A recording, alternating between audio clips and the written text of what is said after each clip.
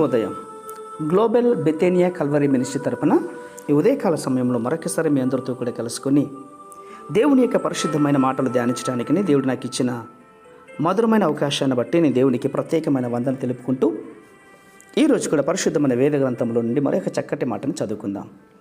ప్రకటన గ్రంథము 4వ అధ్యాయము 1వ వచనాన్ని నేను చదువుతున్నాను. దయచేసి గమనించండి. ప్రకటన గ్రంథము 4వ అధ్యాయము 1వ వచనము. ఈ సంగతులు జరిగిన తర్వాత నేను చూడగా, అదిగో, పరలోకమందు ఒక తలుపు తెరవబడి ఉండెను. మరియు నేను మొదట వినిన స్వరము భూరధ్వని వలె నాతో మాట్లాడగా వింటిని.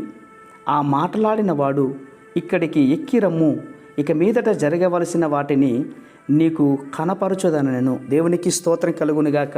ఎంతో అద్భుతమైనటువంటి మాట. ఈ సంగతులు జరిగిన తర్వాత అన్నటువంటి మాట విన్నప్పుడు యోహాను గారికి సార్వత్రిక సంఘానికి అవసరమైనటువంటి దిద్దుబాటు జరిగిన తర్వాతనే యోహాను ఈ మాట అంగీకరించడానికి, ఈ మాట ద్వారా దేవుడు పిలిచినట్లుగా నేను అర్థం చేసుకుంటూ ఉంటున్నాను.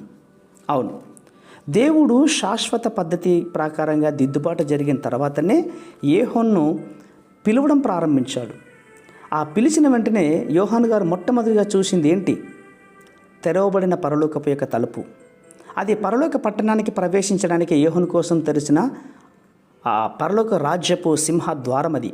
ఆ ద్వారాన్ని యోహాను చూస్తుంటుండగా, ఇక్కడికి ఎక్కిరమ్ము అని ఒక స్వరము తనని పిలిచినట్లుగా యోహాను విన్నాడు. ఆ పరలోక పట్టణానికి ఎక్కిరమ్మని యోహాను పిలిచింది ఎవరు? మొదట నేను వినిన స్వరము నాతో మాట్లాడెను అని సాక్ష్యం ఇస్తున్నాడు యోహాను గారే. అంటే అది సర్వలోకనాథుడైనటువంటి యేసుక్రీస్తు యొక్క స్వరం అన్నమాట. ప్రభు అయినటువంటి యేసుక్రీస్తు యొక్క స్వరం తెరవబడిన పరలోక ద్వారం నుండి నేరుగా దూసుకొచ్చి యోహాను యొక్క చెవుల్లో వినబడింది. ఇక్కడికి ఎక్కి రమ్ము అంటూ పిలిచింది. ఈ విషయాలు మనము సందేహించాల్సినటువంటి అవసరం లేదు ప్రియులారా.